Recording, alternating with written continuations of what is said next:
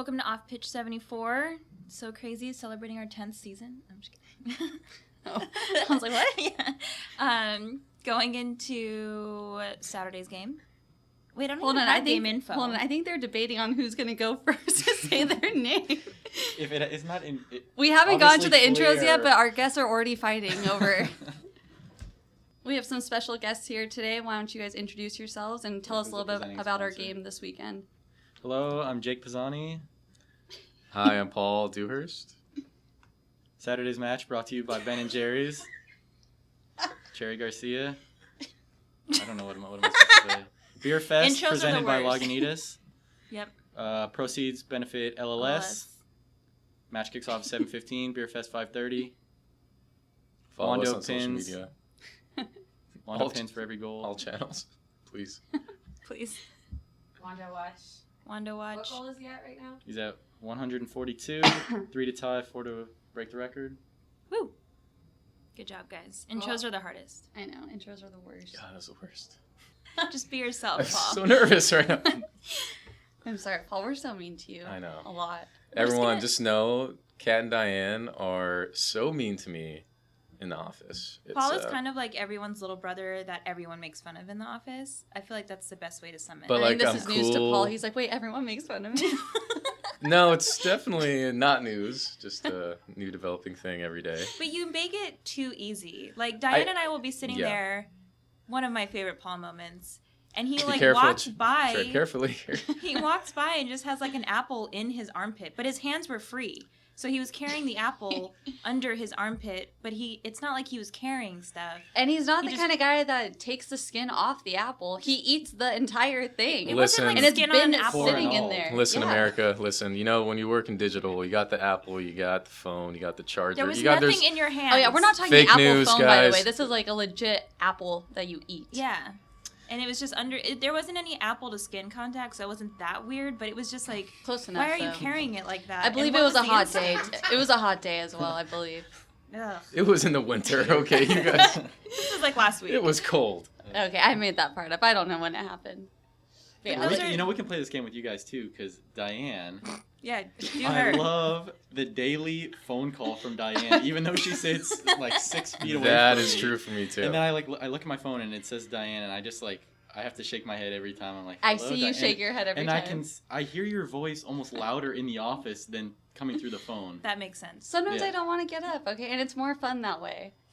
And I watch you guys ignore my calls Yeah, from Paul time to does time. I don't know who you're looking at over Paul here. does that. I'll be looking at Paul, and the Yeah. phone is ringing, and he's just like, do you You have it see, on like, mute? Phone calls are a you distraction. see, like, the type and then, like, the slight, like, tilt of the head, like, Mhm. it just keeps going back to typing. You're just like, oh. And then I have to make the house call. I have to make the visit. I have to Yeah. walk over. At least No. you can like walk in the right direction. Like Kat does that too, but she has to kind of go, the opposite direction around her cube. I get it. It's an extra 5 feet. I do like when Jake calls me, because sometimes he says, hey, it's Jake. I'm looking Who into your else would eyes, it be? and I have a caller ID. But I think it's There's two just Jakes in the instinct, like when office. you call and you're like, hey, it's Jake. There and I'm is like, I not know, two I'm Jakes. looking into There your is two eyes Jakes right now. Jacob Thompson? Ah, Ticketing? Wow. Jacob and Jake. That's different. Yeah, No I one do calls call. him I call him Jacob. Yeah. Jacob.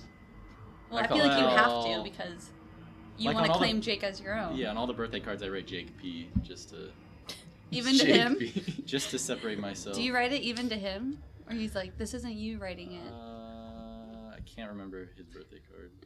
Wait, is your full name Jake, or is it Jacob? Jacob. Oh, okay. I don't see weird. you as a Jacob. Me neither. Wow. Yeah. Oh well. Even Change it. Sam's shaking her head. That's a What is it? resounding no We'd from like to this change your room. name officially on the podcast. Okay. The funny thing about the birthday cards is I feel like I write so much during the day that when I go down there to write something on the card, I completely freeze up and I just end up writing happy birthday. Your life seems Jake. real stressful to me. Yeah, it's like, You have to like prep so much for all this stuff. yeah. Oh my goodness. I have to sit there and be like, what am I going to say to this person? Like, Just say happy birthday. I actually refuse to sign all the birthday cards now. It's on principle. why? I don't know. It's just Then yours is going to come back empty. no. I get some on mine. Everyone takes note. Kat didn't sign it this year. I do actually sometimes think like if Of I course. skip somebody's, yeah, I overthink everything obviously, but if I skip somebody's birthday, I'm like, well, they're not going to write on mine now. So So is what- that why you sign other people's birthday cards so that they will sign your birthday I card? usually end up doing it So like there's on no the last genuine call. like. No, it's You're not okay. The Just last call wishing emails them. always get me. Like, Yeah. last call, I'm like, shit. I would rather say happy birthday in person. You know, in the old Yeah, office, that's like fine. I was like way more inclined to go sign the birthday card because like I sat right next to the front desk. So I was like, oh, this is easy. I can do this all day long. Now that we're far, we're upstairs, we're all the way down the hall. Efforts involved. Yeah. If Maddie literally puts it in front of my face and is like, "Will Yeah. you sign this card?" I'm like, "Thank you, Maddie. Yes, I will sign this card." Yeah. It's almost like they should just pass it around. They should do that. Yeah. They should. It always gets lost though. Yeah, true. Usually with Rob Please sign. Barton. I feel like it does end up at Rob's desk, and then he'll like leave for the day, and it just kind of sits there. Well, I feel like no one ever wants to like take control of them either. Like you try and pass it around, everyone's like, no, already signed it. Nope, not gonna Right. take Yeah, it. it's like a weird. Like yeah, everyone gets so like weird. No one wants to be held responsible Right. for the birthday card. Like they don't ever want it ending at their That's desk very true. because then they have to then walk it downstairs. That Yeah. happened with me the last card we did, and I left it there for like 2 days. And I guess everybody had been looking for it. I was like, oh, here it is. See, no one wants that extra responsibility. Well, you sit at the end though. Yeah. It's kind of like logical that it would end up. With I mean, you should just give it to Bruno and see what happens with it. Oh, It's God, lost forever if that that's happens. gone. I forgot what gift we were giving to in our department, but we like got a gift for somebody, and we gave the card to Rob, and I think he just like passed it around the whole office, and we were like, "No, Rob, it was like just us paid for it. It was just within our department." But it was like, there's no harm in it. There's just more Yeah. signs on the Yeah. card. But Everyone that else kinda just took cracks credit me for our up. gift, so. So why don't you guys kind of explain a little about your job here? What do you do? What do you do here? Jake. Okay. I'm the communications manager, so for us, it's a combination of. He stopped for you to You cough. you don't have the cough button. I turned away from the mic so that You they literally couldn't hear went- my cough. All right, let me start. Can I start that part of it? Wow. Just keep going. This is actually good radio. Talk about yeah. a diva. I will not interrupt Are you gonna anymore. interrupt I my- need to not Okay, I was gremlin like laugh 4 into seconds the in. mic. So yeah, it's a combination of like working with the media. We're in charge of all like the written content, press releases, stuff for the website. Working with the players and the coaches. We're kind of the liaison between the business side and the soccer side. So just anything in that realm. How long have you describes been with the me. Quakes? About 3.5 years now, full time, and then an intern before that. So I guess 4 years total, roughly. Paul ID. Hey everyone. You don't have to read into the mic. Sorry. So nervous. So I work in digital marketing, digital Talk marketing closer to the mic. strategist. No, why are you? It's gonna be very clear what I do here. The levels of this are going to be so like Up and down. Sorry, Sam. So working digital, social media, website, content creation. It's been a great ride. Made some great friends along the way. This is why we keep Paul away from people. We just keep him on social media. When it comes to just talking, can't really do that. But Yeah, we no, keep it's them behind the keyboard. right. Yeah. Right. Shout out to all the Right. keyboard warriors out there. But no, just social media, website, content creation, help with video once in a while. Been here, intern in 2014, and then full-time 2015. Kind of same trajectory as Jake. So yeah. So somebody like with you doing social, like sometimes even I go on the comment section or like the feedback on anything. You had to And bring it up sometimes so cat early. comments. How Yeah. do you like? Do you go home and just like, or do feel you like just kind of? half the negative ones are Kat's burner accounts. Cat definitely has She's a burner created account. fake It's been account. identified. Yeah. Just strictly going after Paul, not even the. I mean, Quakes. right. Whoever People wrote do- this. Social media guy sucks. And people actually do say that sometimes They do. because I like know. they are so irritated that they look at a post and like this is so stupid. Whoever posted this should be fired. Yeah, like Like, your that's USA happened. one the other And I day. like it. The flags were like all off-centered. Okay. Yeah. We brought specific pictures. No, I'm just Yeah. kidding. Paul, we gotta Explain talk. this. Yeah. No, you But- deleted it quick enough though. But have you Oh, kind of nice. like learned now to just go home and kind of let it go, or is there a Um, time where it's like it just bothers you? I think this year's been obviously harder than most because you can put out good content and it goes for everyone where you make something and you think something's cool but maybe doesn't get engaged with as well as you would think because the team's not Right. doing as well. And then when you lose, you kind of look at the comments and see what people say. But if you really pay attention, it'll drive you crazy. But it's a nice place for fans to vent Yeah. and get stuff off their chest. So, hey, We like the engagement numbers. Keep doing it. No. Well, at least if people are complaining, it means they still semi-care. Like, Right, the worst I mean, would be zero interaction, no, yeah. zero opinion. I gotta say, the Quakes fans are so passionate. Like, they're really good fans. But when things turn, they definitely voice their opinion, which is, fair. Yeah. But when things are going well, they're great too. So. We were chatting a little bit before this, and just curious, like, I asked you earlier, like, if there are some accounts or some fans that, like, will always comment, like, just kind of be like, the team mom, like, no, you're doing great, sweetie, like, this is fantastic. Like, they comment on everything so positive. And then if there are some, like, accounts that no matter what we're doing, like, we could be winning every single game and they will still just be so negative. Like, now that you work so much, like, with that, and you obviously always see the comments, like, are there those accounts that... Yeah, and Jake just said Eric Santiago, Brenda Espinoza. They are like... Eric, likes our stuff. That's what I... No, he's, like, the best fan. Yeah. Like, I love every fan, but, like, maybe Eric a little bit more because he's awesome. I think that's, like, the second shout-out he's gotten on this from staff. Yeah. And then there's fans, too, who just, like, have their agenda, and if they're unhappy with something, they'll voice it consistently. I won't say any specific accounts. Have you ever gone and, like, trolled someone else's account? Because, like, you know what I mean? On my like, personal account? Yeah, like, have you just been like, I hate your jeans, they ripped or something?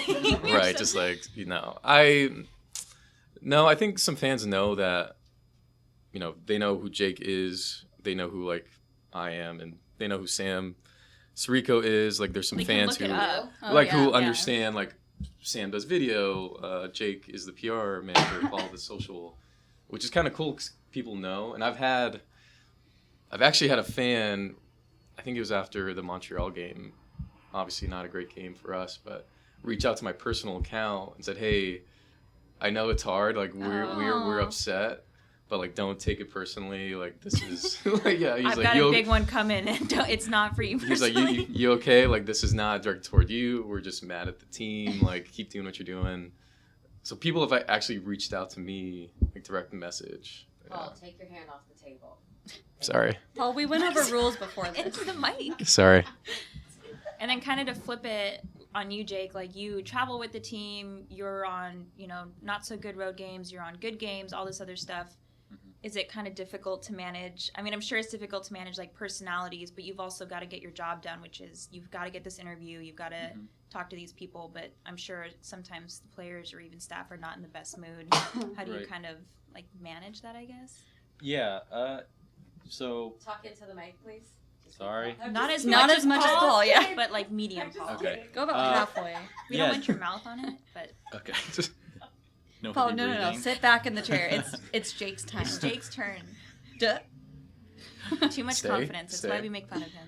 Yeah, I mean, MLS in general over the years has kind of been rough on road teams.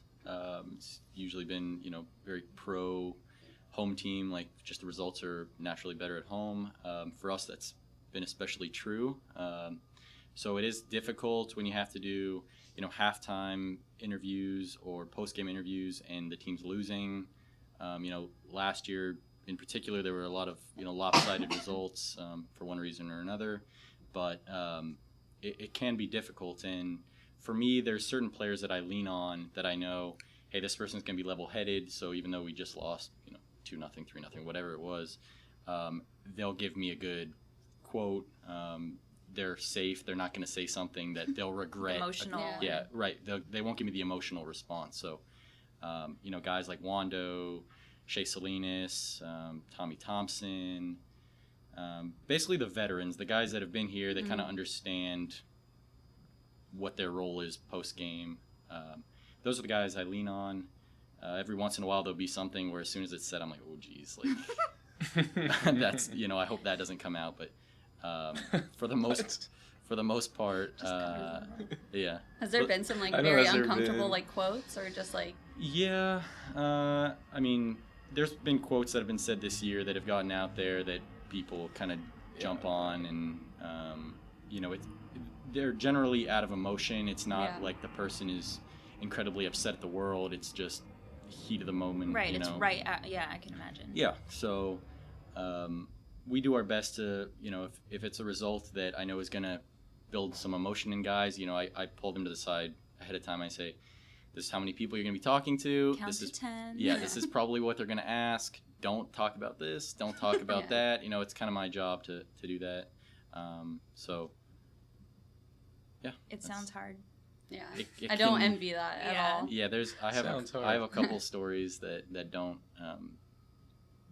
that aren't great, but they would tell you kind of what it's like to be in that moment, and we don't really have to get into that, I guess. But And I think for you too, like I feel like a season like this has to be especially hard because obviously you're writing to it, you're Mhm. putting this out to the media to hopefully get them to like pick up stories and everything. Obviously, it's been a tougher season. So like, how has it been for you to like find like these storylines to keep fans engaged, media engaged, and Mhm. everyone still interested and like wanting to like hear more and know more? Like, you're really into like stats and everything and finding out different. You are though, like you're really good at it. Numbers guy. Like I don't know anything like numbers. Like I can't keep track of like records and everything. I feel like that's something you have to continuously be up to date with, especially like Wando Watch now. Like there's so many different records that you're aware of. right, yeah. So it is, this year has been particularly difficult to come up with storylines to write, and Paul can attest that I just try and get content on the website, talk to players, get quotes after training, or if I see something that's stats related that we can say, hey, this has been really good. Obviously the team hasn't had their best season on the field, so we're always trying to find the good stories to tell. Danny Houston, he got to 10 goals. Like, we haven't really had a player other than Wando reach 10 goals in a few years. So those are the storylines we want to push. The problem is the way they're received is probably the biggest challenge for us, because we can come out and say, hey, we've got several players that are scoring. Like, this is an unusual season in a good way. Yeah. And people are just gonna say, well, who cares? Like, the team's losing. So it makes my job difficult because I can't write what I want all the time because I know how it's gonna be perceived. Yeah. So that's something that we've had to work with. Hopefully it'll never be quite this challenging again, but It's kind of the same with digital too. Mm-hmm. Like you want to put something out, but you just know you're going to get absolutely torched. So you have to rethink and re-strategize. And when you do put something out, people do comment, team's not doing great, this is stupid, blah, blah, blah. So same kind of struggles. Yeah. Has there ever been a time like when you like figured out like someone's on like the road to hitting a record or something and they weren't even aware of it and you guys started writing about it and the player's like, oh, I didn't even know. I know. I feel like I didn't even know wouldn't that was a thing. Yeah. there was one time that kind of comes to mind. Wando did something. God, I mean, Did this a is thing. 4 million records. Yeah, but something happened when we were on the road, and I told him about it, and he goes, "Huh, that's cool," and then like went back to putting on his shoes or something, And I think for him, he just doesn't, the records and stuff like this one in particular that he's chasing, I think is a big deal for him. Yeah, but in no, general, definitely. he doesn't get caught up in that. So on a lighter note, what have been, I mean, you guys get to be around the team and then also teams that they play against, and you kind of get this really cool access and all that kind of stuff. What's been kind of your favorite soccer memory? What's been a moment that you kind of looked on your career and been like, that was a cool moment for me? That's something you think on. Man, there's been a lot. Being at Yankee Stadium was pretty cool. Like 2015, first time we ever went there. It was just kind of surreal, such a historic stadium. And I know Sam's a huge Yankee fan, so she loved it too. But that was really cool. Being in Vancouver for the playoff game last year was pretty sweet, even though it didn't go super well. But just being there after not being in the playoffs for like 5 years was pretty special. They need heaters in the press box too. Yeah, it was super cold. Request that. Super Well, it cold. was also November or like very late October. November. Still, it's Canada. Canada They should doesn't have get- heaters Canada, like, Jake. everywhere. Yeah, You should have heaters that's and like true. Tim Yeah. Hortons like on standby at like all times. Well, and you're a big Man U fan too, Yeah. so like when we play Man U, that's got to be kind of cool. Oh, I mean, yeah, for sure. When they came here in 2015 with Sir Alex Ferguson, Wayne Rooney, my family drove up to see it. They're huge United fans. They're from England as well. So that was awesome. If you would have told me that when I was growing up, that I'd be doing that, wouldn't have believed you. That's cool. Yeah. What about you, Jake? couple moments, maybe just any game at Stanford that we won, I think was really incredible. 2013, 2015 was another good one. The game here against Toronto when we scored with 9 men, I think that was awesome. And then probably my favorite 5 seconds ever was being field level when Marco Arena scored to send us to the playoffs. That was just generally I'm not supposed to show emotion. When I was sitting in the press box, we score, it's just like any other moment. I'm not, you don't react, and I'm pretty sure I was jumping up and down. I kind of blacked out for a second. I feel like that happened with everybody that day on your staff. Yeah. It's like you can't help it. You're so invested with the players and the coaches and the team, and you're here all the time. And had we lost that game or tied that game, we wouldn't have gone through. And I mean, it was just. Yeah, at that point too, and on social media, you have to post that we scored and inform the world that your this hands just just happened. I know, when that shaking. happens, because I feel like you need, especially you, on social, right. You need to react in real time. You need to find the perfect GIF, the perfect emoji to go out right at that second. Well, it's funny because game days we sit with Joe Cannon and Ted Ramey. In that game in particular, they had the craziest call. We use it on a bunch of content pieces after the fact, but they're just yelling and for minutes on end. And I remember when he scored, I just jumped out of my seat and just said yelled. And I had to go back on the laptop, and obviously all caps, goal. Yeah. Too many O's, too many Very A's. creative. Yeah, so Misspelled. creative. Yeah. Goal. But no, it was incredible. And this is kind of changing the subject a little bit, I guess, but funny thing is when you spend so much time kind of crafting your message in tweets or Instagram posts or whatever, and you're trying to be this has to be worded properly, or right. we have to use the right amount of emojis and whatever. In a moment like that, it almost doesn't matter. Yeah, No. you just need to get it out. You could literally hit 50 buttons on the keyboard, hit send, and the engagements can go through the roof. And it'll be your most liked post. Yeah, to be honest, it probably would have done better if we just did that to the keyboard. That would have been your real emotion too. Sorry for touching the table. But, Yeah, that was good. but yeah, no, you're right. At that point, it's just you have to put something out, just showing the emotion that the fans feeling. Same thing. So. What's been kind of your guys' favorite funny memory? Should I say my one other story? Sure. Ooh, I have one too, actually. Of course. Paul's been trying to one-up Jake all morning. No, I do that too, though. I work with the players and stuff, too. Okay, you guys can both share your stories. Okay. Yeah, so this one trip, we went to Vancouver. I think it was 2015, 2016. It was pretty early on in my time here. And the way it used to be, I think they changed it now. When you get into Canada, they give you a piece of paper, and you have to fill it out with your name and your address and what you're bringing in. Yeah, Diane and I really screwed that up in Montreal. Yeah, well, it's easy to screw up. Yeah, it's very confusing. It says all caps. One year I did that with lowercase letters for some reason. Okay, anyway. He was detained for days. Yeah. Oh, that's a different story. We used okay, to take anyway, a pen and it wouldn't let us do Toronto. it. Yeah, anyway. So I found a pen in my backpack, and I start filling out this form.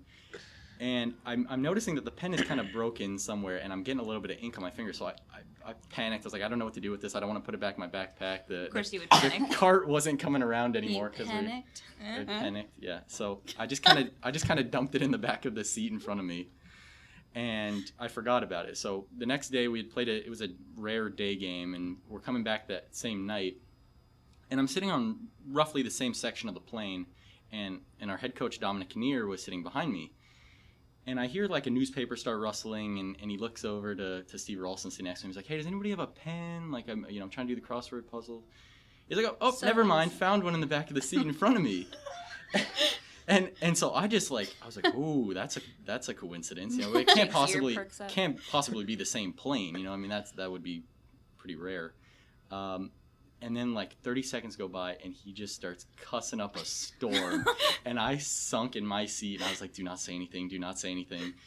And Nobody would know it was I you, know. Jake. Well, right, but Why are you panicking? clearly I panic in situations like this. Oh my gosh. So we get off the plane, and his entire hand is just bright blue. And No way. way. And he was so pissed. And I never told him that was me. And so if he's a big He's fan an of, avid listener of Yeah, this he podcast. would- He's you know? listening. if he's a big fan of the Cat and Diane podcast, I'm in trouble. But, We're gonna send it to him. Yeah. Okay. heard that story. Yeah, that's my favorite one. Well, All that right. goes to show that they don't really clean the planes Yeah. then, too. Well, I assume they would have come by and like went through the thing. I don't know. The fact that you're thinking you think it was. I just wish when you guys are telling your stories, based on your personalities and like how we're friends with you, that we could illustrate like your stories, because it would just be fantastic. Yeah. Like you sinking in and like sweat coming off. Because I could Nobody totally, would know. yeah, I could see that happening. It's Yeah, so it was- funny. Jake. Oh no, Paul, tell us your story. I'm walking out. Sorry, Jake's story was just so good. It was great. He's a really good storyteller. So nice of you. Yeah, That's like 2 compliments I've gotten today. That's more than I'd get in like a week. Oh, it's and a you're cut radio. off. It's a radio damn. personality. I really like this. Okay, 2015, playing the Galaxy Really like this. at home. Before the game, pregame, Dave Cavill calls me into his office. Obviously, rivalry game. And he's like, I want to do something big tonight. Like, what do you think? And we kind of were Stay up spitballing game, ideas. Do something big. Well, I mean, he's got a million things going on. And we're talking, and then the idea got brought up of if we beat them, posting a GIF of the Death Star being blown up from Star Wars, because they're perceived as the big team, spending a lot of money, and we're kind of the underdog. So I was like, yeah, we're going to do that. That's a really good idea. It's a great idea. So we beat them. It was a great game. Sorry, hands on table. And I post a tweet, and it's just like a final score, whatever. And that started blowing up. It got really good engagement, really well received. And I go downstairs. I see Dave Cavill down in the tunnel. He literally sprints to me, gives me this huge bear hug. And if you know Dave's personality, he's like yelling at the top of his lungs, like, yeah, baby, that's what I'm talking about. Like, there's all these people staring at us, but it was just one of those cool moments where, yeah, you always remember. But That is cool. That's a fun one. Good job. that was a good story, right? No, Yeah. it was a Great great story. story. All right. Just because, I never again, did that. I want illustrations to your Yeah. stories. Yeah. And just knowing those personalities, Yeah. like, too. Like, I can totally, like, envision, like, Dave just, like, Yelling. making a beeline, yelling for you. That's really cool. Sweet. Yeah. Well, thank you guys so much for being on our podcast today. Would you guys come back again? Would you I'd probably recommend raise us? my rate, but yeah. Oh. He'd ask for a cup of I knew water. the joke Yeah, was. maybe you could bring me something from Starbucks next time. No. Yeah. No, it was great. Thanks Yeah, for this was having us. awesome. Cool. Thanks, guys. Bye. Bye. See ya. Peace. Call your desk phone later.